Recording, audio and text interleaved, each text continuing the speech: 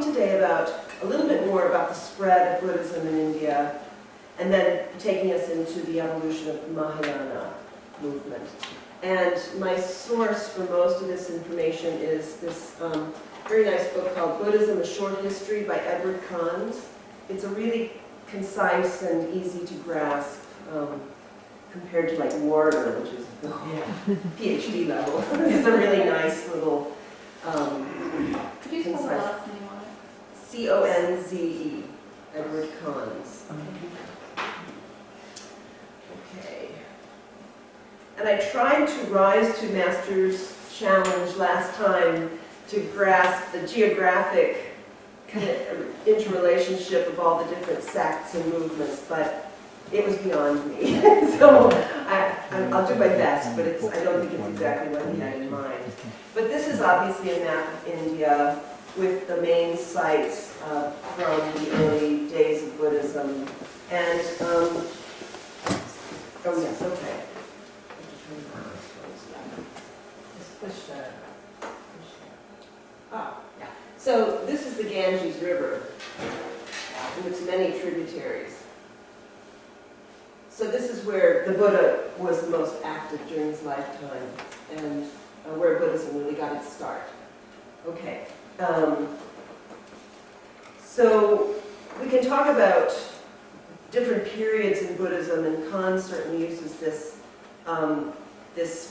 schema of dividing the development and spread of Buddhism into 500 years segments. So the first 500 years is the first period, bringing us from about the time of Buddha's lifetime until about 0 AD, in the time of Christianity.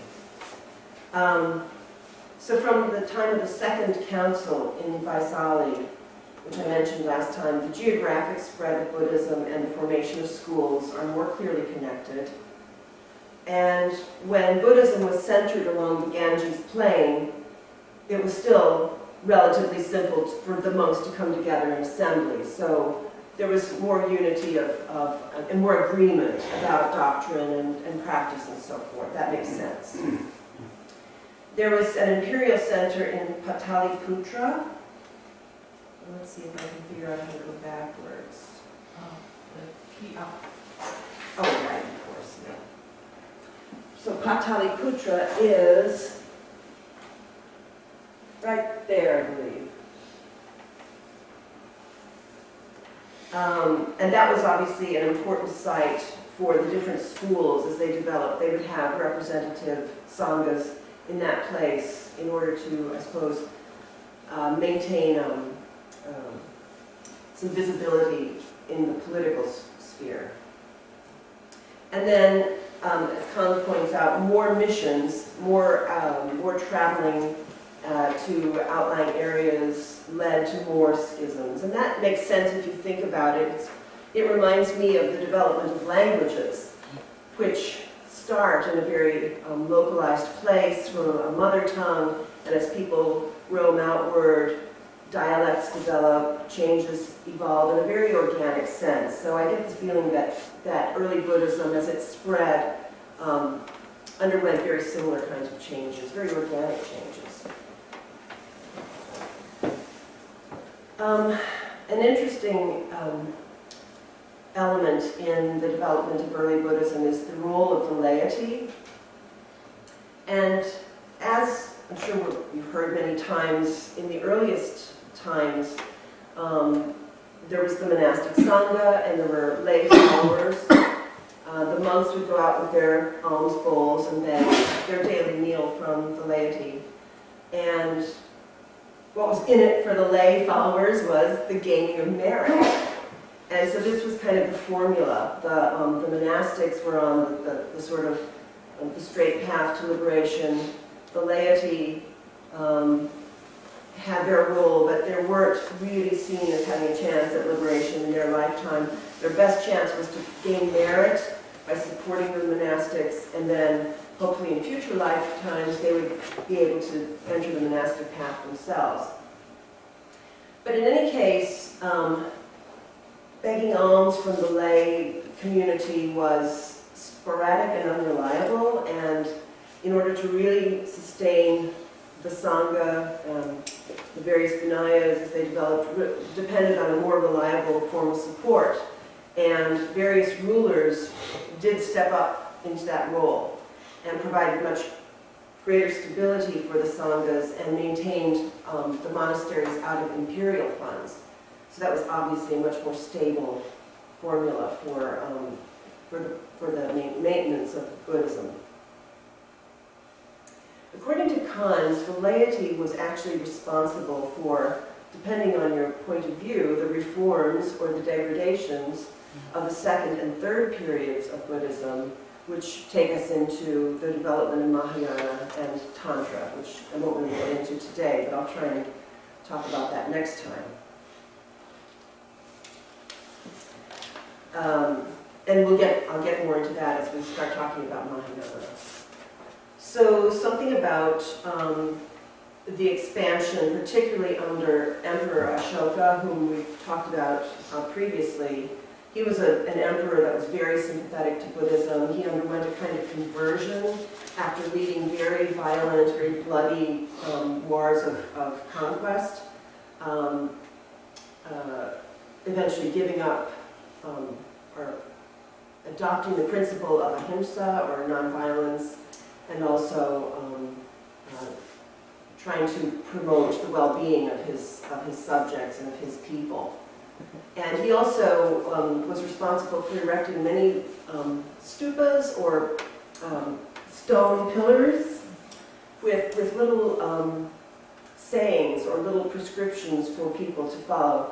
Not anything great and deep and esoteric, but just mainly reminders for wholesome living and trying to promote these principles to his people and throughout his kingdom. Some of them apparently still exist. Anyway, Emperor Ashoka, around 250 BC, sent missions into the Mediterranean region. And these apparently left no trace. We didn't see any Buddhism really catch on there. What little knowledge of Buddhism is detectable in historical accounts seems to be more from trade routes rather than any kind of active Buddhist colonies. However, in 240 BC, Asoka's son, Mahinda, went to Ceylon, contemporary Sri Lanka, and brought Buddhism there. And this led to the longest continuous presence of Buddhism anywhere. And from that time on, Buddhism has been the state religion of Ceylon or Sri Lanka. Interesting to consider the effects of this state religion. It meant that only Buddhists could rule, so kings were by default Buddhists. I suppose officers to the crown could also only be Buddhists. It meant that the king protected the Sangha, which promoted the wealth and the prestige of the monasteries, and also they were free from any kind of external interference. On the other hand, maybe the downside is that it was also the king's role to adjudicate disputes among Buddhists and even monasteries, the monastic community, and this might not be the most desirable state to have a lay person dictating or adjudicating disputes among monastics. It meant that the religion attained a sort of nationalistic flavor, and that monks became prone to political intrigue, and even to the point of supporting the king's wars and accompanying those armies into battle in some cases, because it was seen as a boost of morale to the troops to actually have monastics coming along. Makes us cringe today, I know. There's even a story that one of the kings actually had a relic of the Buddha embedded in the point of his spear. Unimaginable. Anyway, the one great thing about this is that the Pali Canon was preserved in Ceylon due to its status as an island and its isolation from foreign influences. And we do have to be grateful to the preservation of those texts, thanks to Buddhism in Ceylon. So this brings us to the second period, which is from about the time of Christ to 500 AD. And during this period, a new movement took shape, which we know as Mahayana, translatable as the Great Vehicle. What were the causes that led to this new movement? Apparently, some of the older teachings were seen as having worn out, become exhausted. Fewer and fewer arhats were being produced, again, according to Khan's. There were greater tensions between the sects, between the various doctrines that were subscribed to.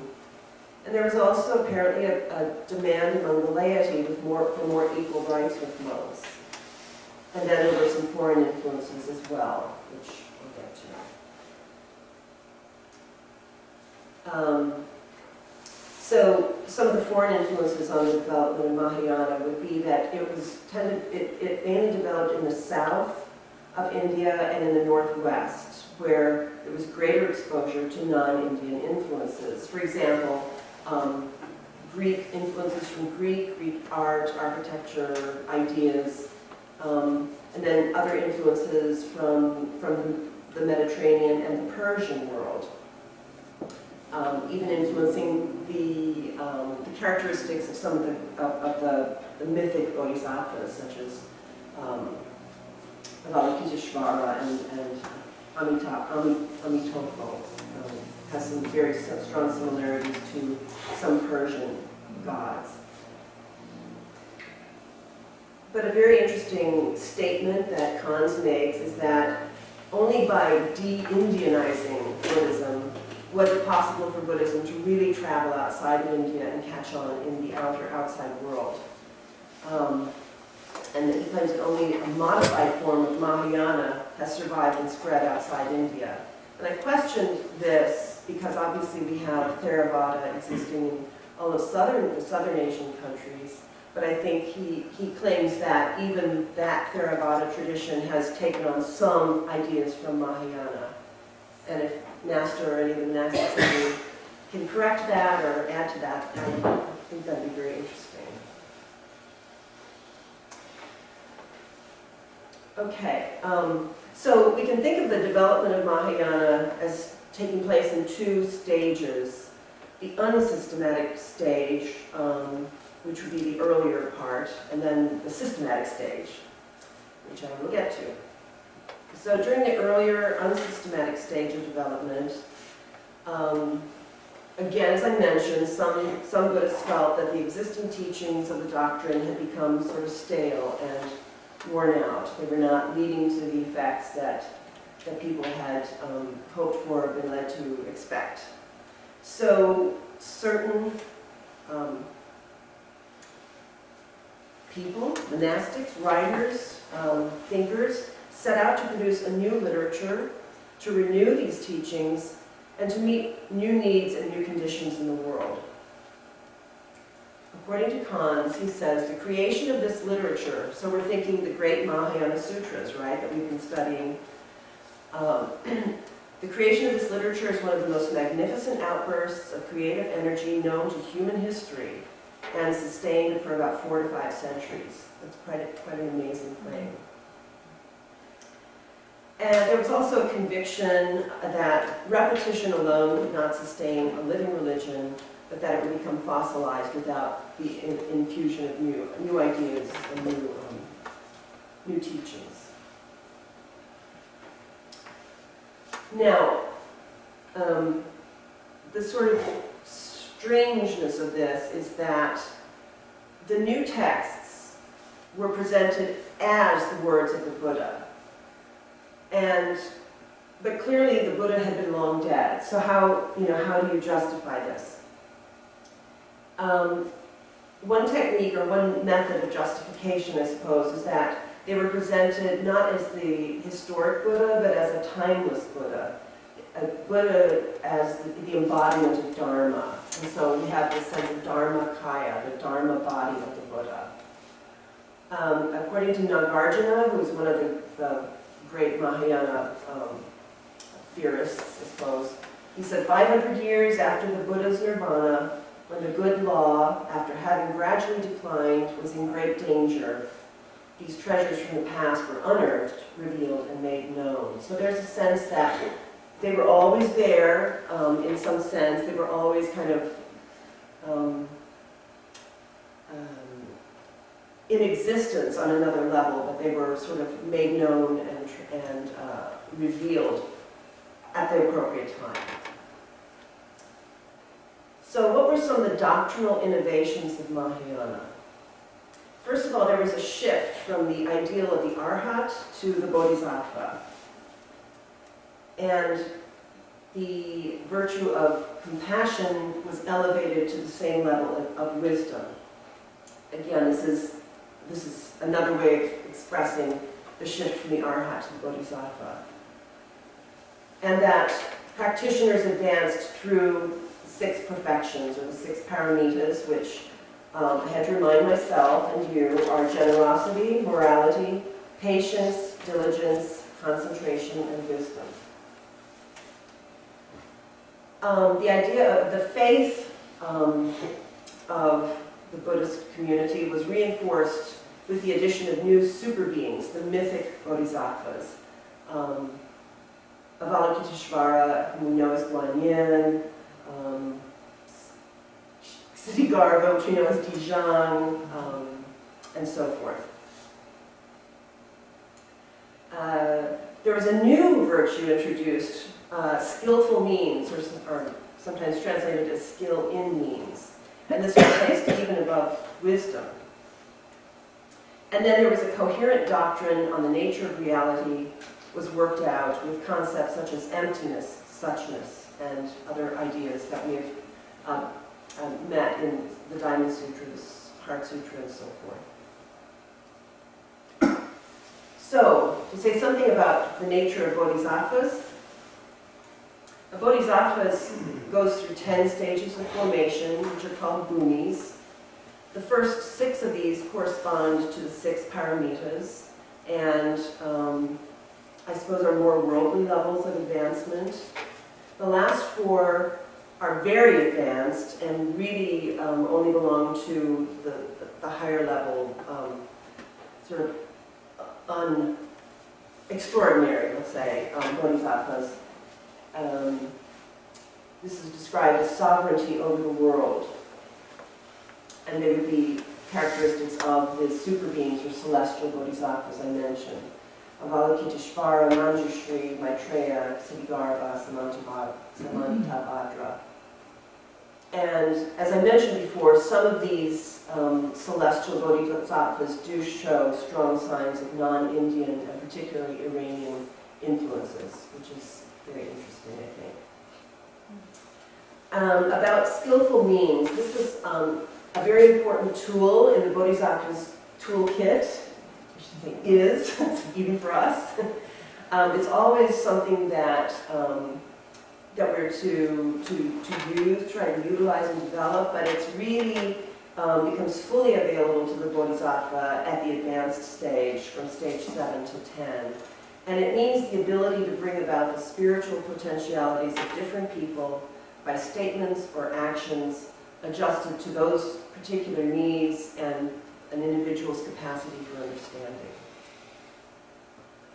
We had a little discussion about this a couple of classes ago, where skillful means can sometimes lead to what look like very contradictory or very sort of strange and maybe decisions that don't sound strictly Buddhist. Yes, Mike? It's super beings. Did Buddha ever actually talk about super beings, or this wasn't something that happened until The Mahayana. sort of? That's my understanding. Is that maybe controversial then, that Buddha actually never said it, but years later they kind of brought this in to make people have a sense of these super beings or their The Buddha, yes, he mentioned super being, super power, and he showed some arahant, showed some power too, something like that. But do you mean the specific bodhisattvas? They were unknown in the earlier stages, is that right, Shifu? Pardon? The bodhisattvas like Avalokiteshvara and so forth, they were never mentioned by They mentioned before I become Buddha, I'm a Bodhisattva. Right, that's right. The term bodhisattva referred only to the Buddha's previous lives. Yeah, and That then was the the sense. future coming Buddha is called Maitreya. Right. Yeah, the So it two. had a much more limited sense. Yeah. So just to say something about, okay, this is really interesting, I think. If we take on this concept of skillful means, we can actually look at the whole development of Mahayana as an exercise in skillful means. In other words, it's a series of fictions designed to further the salvation of beings. So if it's a response to a new set of conditions and needs in the world and among living beings, who need this new concept of the bodhisattva ideal, of compassion, of the ability of the laity to progress. This has come into being to address those needs, whereas in actual fact, and as the sutras themselves say, there are no Buddhas, no bodhisattvas, no perfections, no stages. Everything apart from emptiness or suchness is unreal, on an ultimate level. Okay? Can you get your heads around that? Yes? It's like, people used to make analogies to the Bible, like the story of Noah and the ark Yeah. and the great flood. And some people say, well, those are only fictional stories to help the common mind grow larger. Good example. Yeah, that's a good analogy. Anybody else have any problems or thoughts or questions? Okay. So, just to say something about the systematized development of Mahayana, there were, as Don has mentioned in his talks, two main philosophical schools, the Madhyamaka and Yogacara. And this is really in a nutshell, boy, this is really condensed. Madhyamaka was founded by Nagarjuna around AD 150. He lived in the south of India. It was primarily a logical doctrine aiming to show that all statements are ultimately untenable. They're just concepts.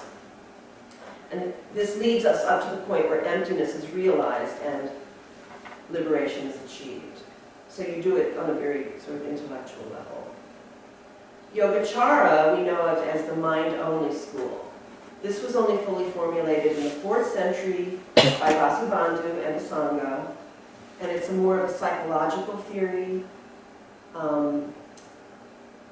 with the idea that salvation is one when we can produce in ourselves an act of thought or a state of mind in which duality is transcended. Subject and object are no longer the way we perceive or think. It's sort of a transcendent mind state. So that's the difference between Madhyamaka and Yogacara in really, really very condensed form. This is another, I think, interesting theory, I guess, about the development of Mahayana is that, and I was intrigued by Master's reference this morning to certain elements of the Pratimoksha which are actually secret. They're not to be shared with the laity or even with novice monks. There is this idea that that the Mahayana teachings were previously secret teachings that were eventually made more public, made available to followers at large. So I think all of these ideas about the development of Mahayana are all very interesting, and I think they've made, I've always been very puzzled about how this came about, and I'm not sure if I've gotten it right here, and I do welcome any corrections, but so, looking at it as a form of skillful means, or alternatively, or in addition, a new revelation of previously esoteric teachings and having them become public. So in other words, they were available like from the time of the Buddha, but only to very advanced or select disciples. And that they now, at this time in history, became available to practitioners at large. One example of one of these teachings is the idea of the three bodies of the Buddha, which had been hinted at for centuries before the Yogacara formulated it around 300 AD. But in 300 AD it became a much more coherent teaching. Just briefly, it means that there are three bodies of the Buddha. The Dharma body, or Dharmakaya, is the Buddha as absolute truth and reality. And then the Sambhogakaya is the communal enjoyment body. It's one that he adopts for his interactions with celestial beings and preachings of the Dharma. It's sort of on a transcendent level that the Buddha exists. And then the Nirmanakaya is his fictitious body, which appears at certain times on earth. And an example is Shakyamuni Buddha. Yeah. Yes. I think the reason for the appearance of the Trakaya, the three bodies of the Buddha, is because when the schism of the Sangha split, one group, the major group, the Mahasangikas, who are the younger monks, a larger group of monks, they want to answer some of the questions left unanswered at the Buddha's time. Question number one is that if there is no self, who is going through the reincarnation or rebirth? That's question number one. Another question that Buddha didn't answer is that when he was asked that after the Blessed One entered the Parinibbana, where did he go? The Buddha didn't answer. He won't answer and said that it's irrelevant. So this group of young monks trying to answer the question. So that is why the three bodies of the Buddha being created and say that Buddha never left. His Dhammakaya still exists. That's one of the answer to that. And then another thing that I learned is about the Madhyamika and then Yogacara. Madhyamika, they will come and debate on the theories or concepts that they will try to saying that this does not exist, but they do not establish another concept, because any kind of concept established is also empty. So they are not only empty in the body and mind, but in the teaching also. So those are the two things that I. Thank you for that. That makes it, that's really an amazing, the fact that it could exist from right now, very soon, early on in the Sangha, up until 300 years AD is an amazing fact about that one little element of theory, I suppose. Okay. That brings me to the end of my presentation, but I had some discussion questions that I thought I would throw out to you and that maybe we could spend a little bit of time talking about based on these ideas. I read somewhere, and I could not find it in any of my books, but I did read somewhere that there was an early prediction that pointed to the disappearance of the Dharma 2,500 years after the Buddha. And I could not find where I read that, but I very clearly did. Are we aware of that, Kathy? That a prediction that the Dharma would endure for 2,500 years and then disappear? Yes, that is another reason during the schism. Yeah. Because kind of very, they want to stand up by themselves and make a difference. Because if they follow the elders, then there is no difference. Then why should people follow? Right? How can they establish a new concept? So there are a lot of sayings going on. Right. Starting from that. So yeah. In any case, it's a prediction. But it begs the question, has Buddhism degenerated over time, or has it proven adaptable to social and technological change? I think it's both. Yeah, I mean, here we are. Yes, indeed, here we are. But when you look at the huge long history, it really it's kind of overwhelming to think that yes, here we are, still following this tradition. Follow the womb. Yes. Before studying. Yeah. I think it's incredibly adaptable. Yeah. Depends on what depends on the intent or the definition or how you define degenerate. Yeah. Personally, I don't think it's degenerate. It's adaptable, it changes. You know, we were talking about earlier about the various things. There is nothing constant but change. Okay, so if you do survival of the fittest, whatever it is there. A perfect person from another country come to this nation may not survive either. If he continue or he or she continue to uphold his or her righteousness. So you have to kind of adapt into the environment in order to live on, not to survive, but you want to live on. Probably that's the main reason, one of the main reasons that Mahayana was kind of formulated many years after the teacher passed away. So those are not, I personally, I would not consider it's degenerate, but I think it is changes. It does lead us to, I suppose, wonder or question what are the real essentials of Buddhism? I mean, what is it that is required not to change in order for it still to be Buddhism? Yeah. Remember that number, the 3 seals. Anything deviate away from the 3 seals, it's not to be considered as part of this teaching.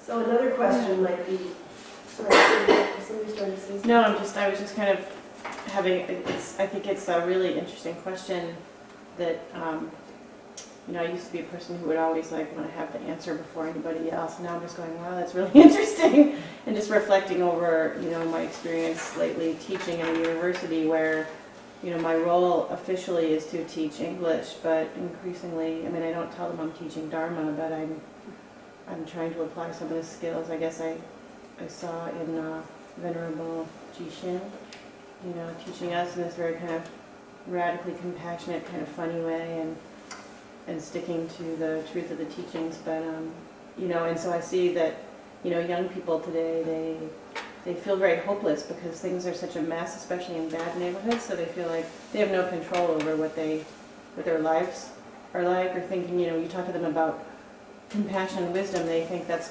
crazy, you know. And so is it adaptable to, you know, to social and technological change? I mean, I hope, you know, that's I guess the experiment I feel like I'm doing in the classroom. You know, I'm like, are you all hopeless? You know, there's 20 people in a room. Are you able to be wise? Can you be nice? Oh, you know, and then we use a lot of, you know, we're using like Facebook to set up a page for them to share information about beneficial ways to consume food and stuff like this. So, I mean, I see that as like an attempt anyways to make it be very like sort of relevant and accessible. Right. So adaptable. Right. Just what you were saying about core concepts, I think on a personal level, just because Buddhism is so expansive and complex, and it can really be. So then I have to remind myself, like what the Buddha talked about, you know, it comes down to the Four Noble Truths, you know, the Noble Eightfold Path. And so if you can start there and keep that as a core, you know, it kind of grounds you a little more, so you don't get so confused and, Yeah. and all that kind of thing. And we're so lucky to have the original teachings, you know, preserved all these years so that we can refer to them. You know, they're our touchstone. there need not be a lot of questions about what the intentions were. I remark about cons and it relates to your third question about testing and teaching maybe. You wrote that quite a while ago. It's an older book. And so some of the things he said, he wrote it as a scholar of Buddhism. So some of it would be his theories about what happened. So it's not necessarily what you would receive from somebody else who talked about the same things. True. For instance, and then some of the stuff is outdated, like his placement of Mahayana from, I think, 0 to 500. There are fragments of Mahayana sutras that have been discovered that are at least 100 years earlier than that now. So it would predate that period when he thought it was developing. So some of the stuff in there is old. And with that interpretation, translation, also. So other people that you read about the same, just give their something. Sure. Yeah. Good point. So the third question I thought of was, is there a conflict between testing the teachings on the one hand and trying to preserve and transmit them faithfully into the future?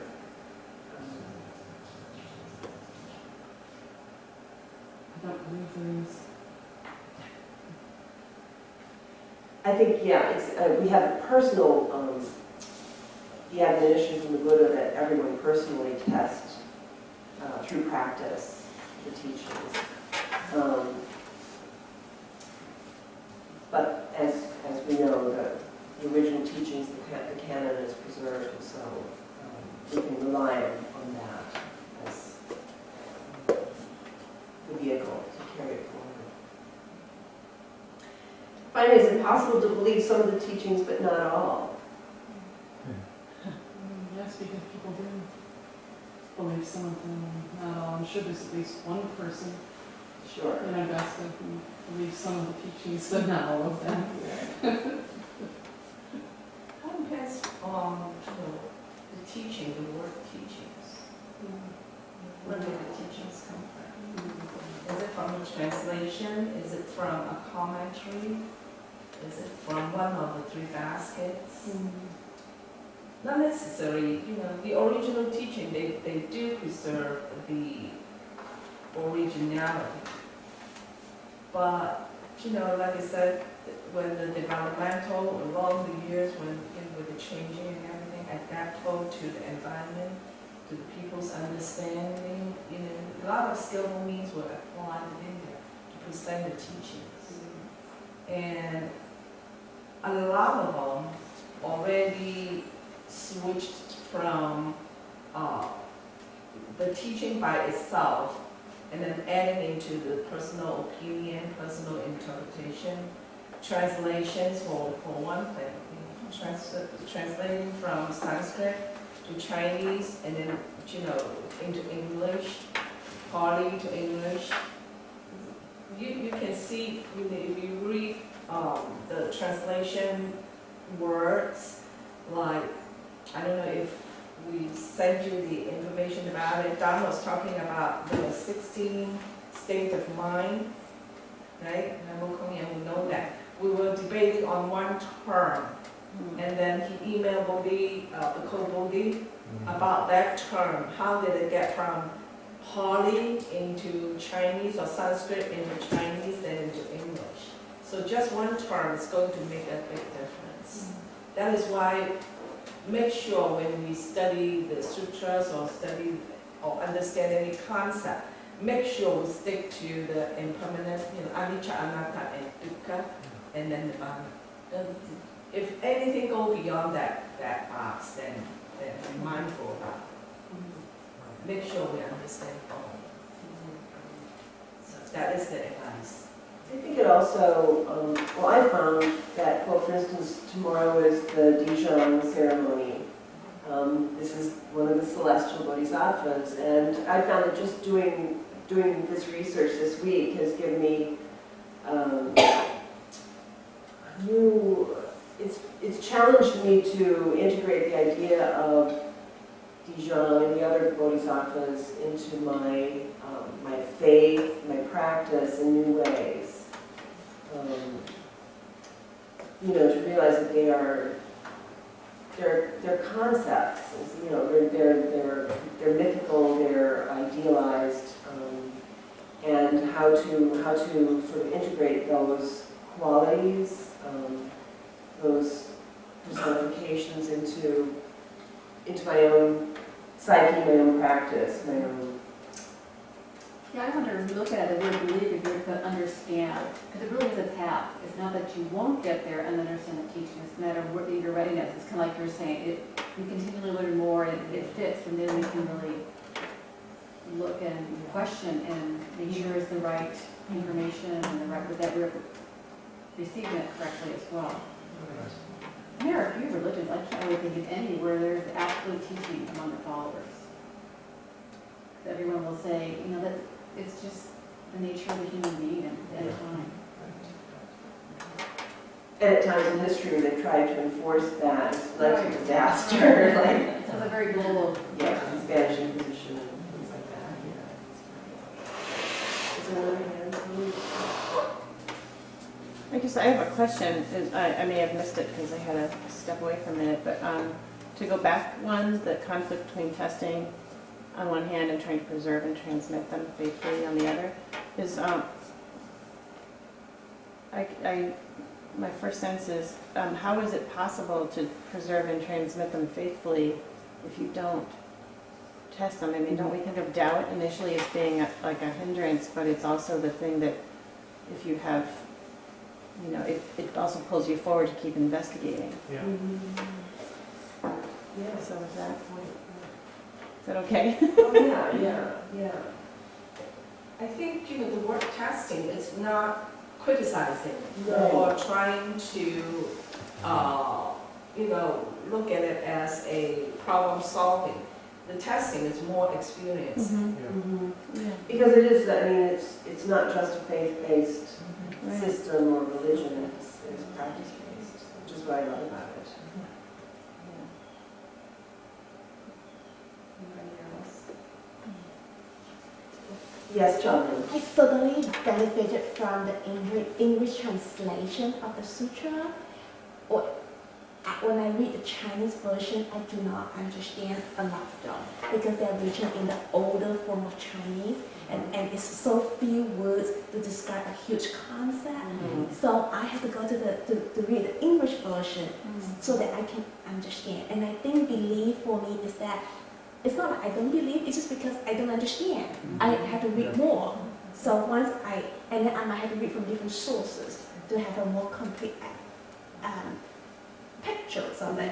And then I might read a different book that tells me something different. I have to open my mind to it. Yeah, that's really, it's interesting. I wish I had experience reading Chinese too, sort of. Or Pali is a good source. I would recommend at least get some of the basics on the Pali. Some of the words you just cannot translate, like the word sadha, confidence, faith. It's anything that you translate into either English or Chinese, like the word dukkha. So maybe you start thinking about that. Well, thank you all very much. Great discussion. And,